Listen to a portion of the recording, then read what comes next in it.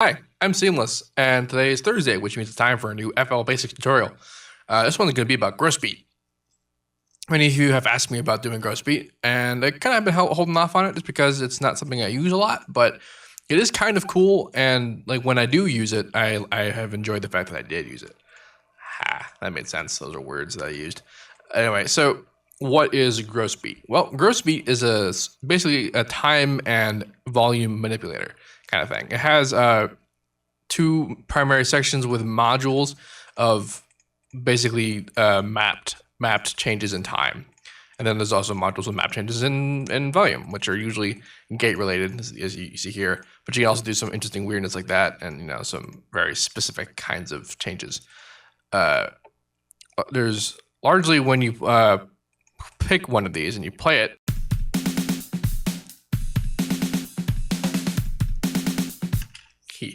Basically what it does is it records audio and then it will play it back according to when there's changes in time.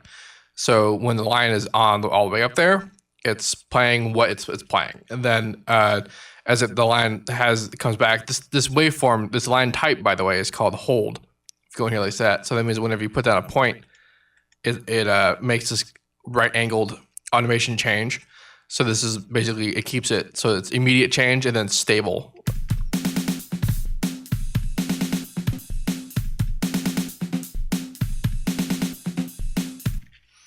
So what's happening here is that it's moving back in time and playing something that it was there a minute ago. And now you see this weird sort of grid going on in the background. This shows you how the time is portrayed in growth speed. So if I went to empty and then I used single curve, I'll show you also that instead of just jumping around in time, you can also change time.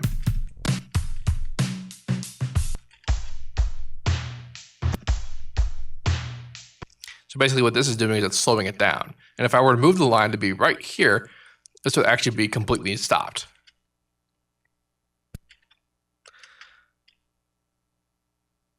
And if I move beyond the line, at first you wouldn't hear anything because there isn't any recorded audio for the length of this time. But then once it hit the second bar, you would notice a difference.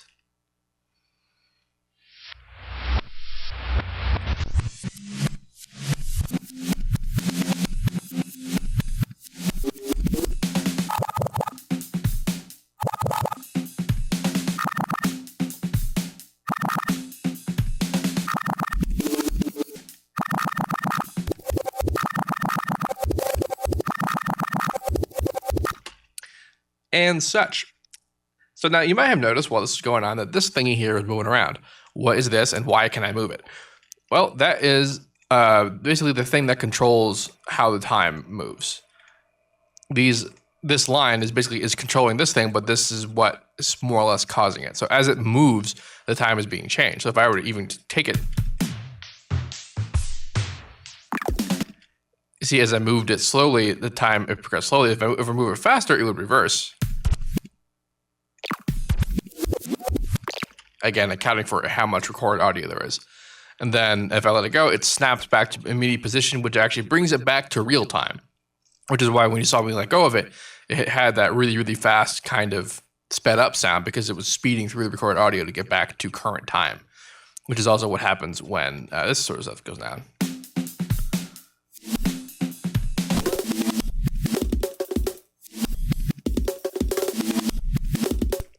So this up the very top of the grid here represents current time, but that direction, that angle, the flat angle like this represents current speed, or real-time speed, but not necessarily real time.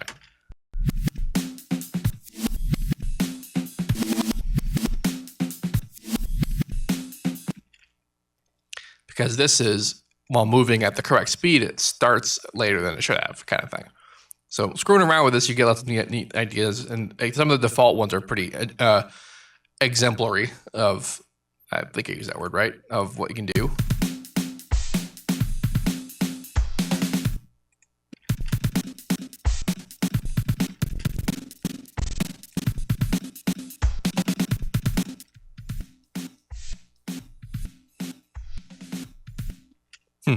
And such. So that's kind of neat.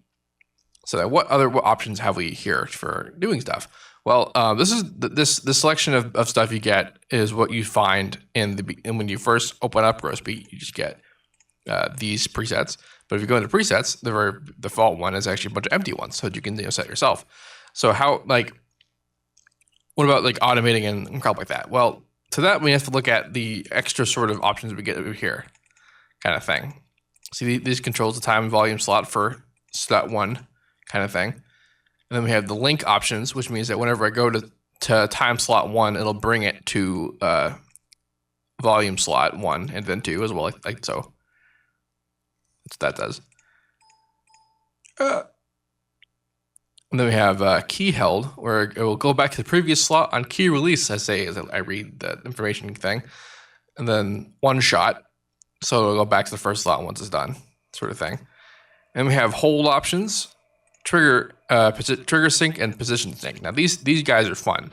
So in the that big old part of presets here, these are all listed as momentary. Actually, this isn't the same list of presets. Which one is it? Patterns. Yeah. So these all have trigger sync of 4 beats and position sync of 4 beats, which means that you hit one and it'll go 4 beats, and if you select another one while it's going, it won't actually go there until those 4 beats are up.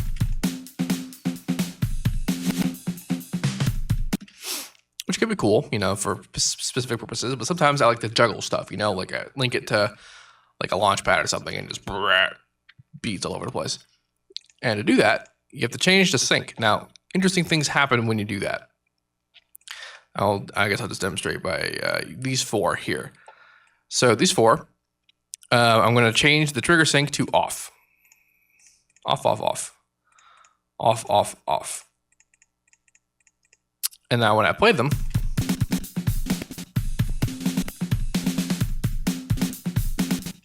it's actually immediately jumping in between them whenever I mouse over them. It's becoming one and the other immediately. But you saw the timer thingy was actually still moving through it at the right pace. And that's because of position sync. Now, what this means by 4 beats and 2 beats or whatever, it means that's how much of it's going to actually sync. So even if I have 2 beats right now, but if I play it, it's going to play through the whole thing. But if I were to jump through a whole bunch of them, it got confusing because only one of them is at 2 beats. So I'm going to actually change all of these to 2 beats. Note that these are settings for individual modules, individual automation modules, not the whole thing, which means that if you want these settings to be uniform, you need to change them for each individual one. So now you see that it's only looping in the first half if I select in between the 4 individually. And of course I can turn it off completely and it'll actually reset every time I move to a new one, regardless of tempo or beat.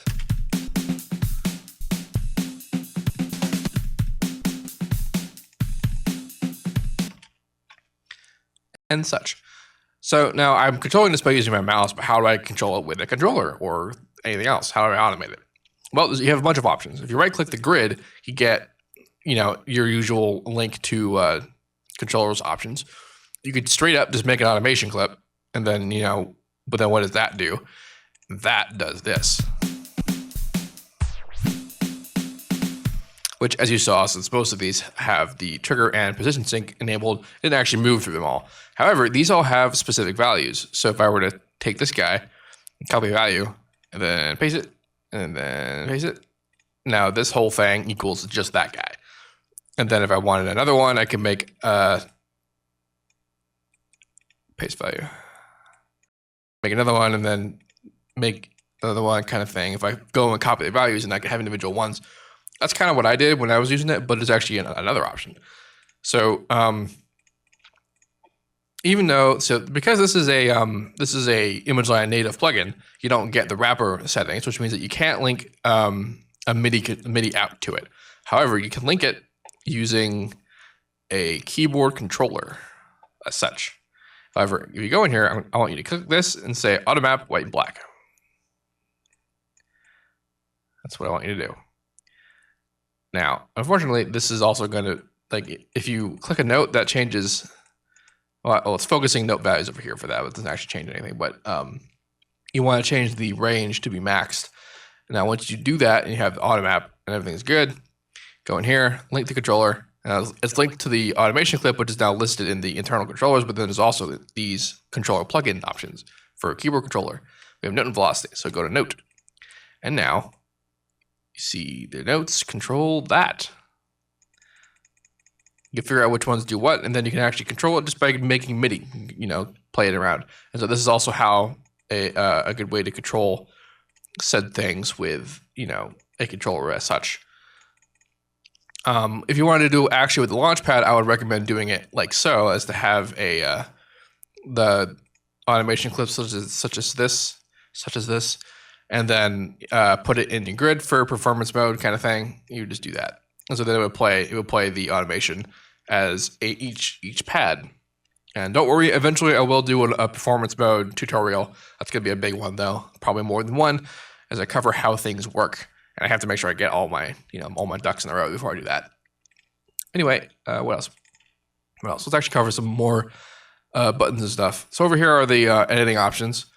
These are common to the usual line editor options. And over here is actually, again, the line editor options you get normally with stuff.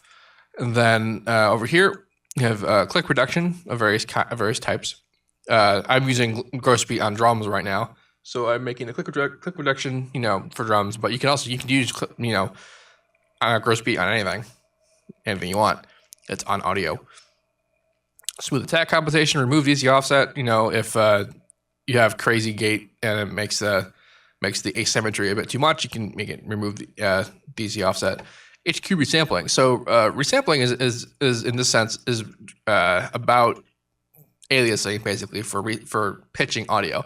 Because if you pitch recorded audio and you go too high, then you will have frequencies that are probably beyond the Nyquist frequency, because it was originally recorded, in regular audio. You're making it higher, so all the frequencies moving up. And if you don't have any kind of resampling engaged, like in the options window over here, resampling type, and then you render it also without any resampling over here, that will create aliasing. And it sounds weird. Sometimes it's cool, but most of the time, it's not so good. But having any amount of resampling usually fixes that. So that's what that does internally. And also view scratching clock, which is that thing, and then you want it back. I like it. And then the about window, yeah. The manual said to watch out for falling satellites. I'm not totally sure what that means, or how to see it.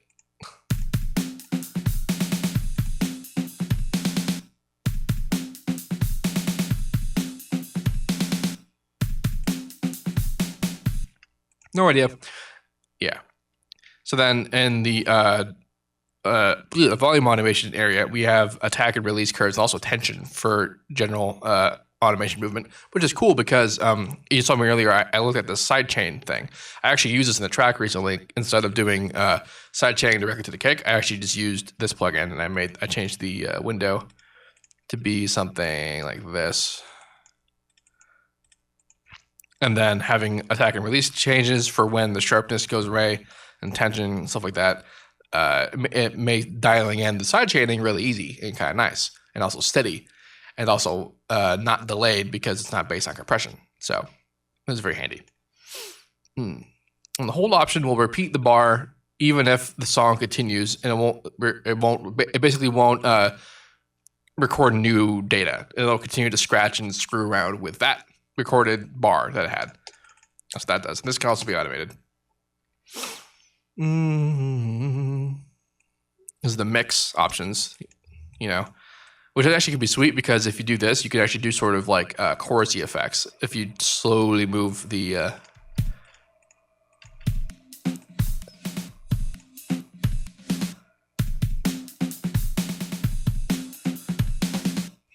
automation clips. Lol. There it is.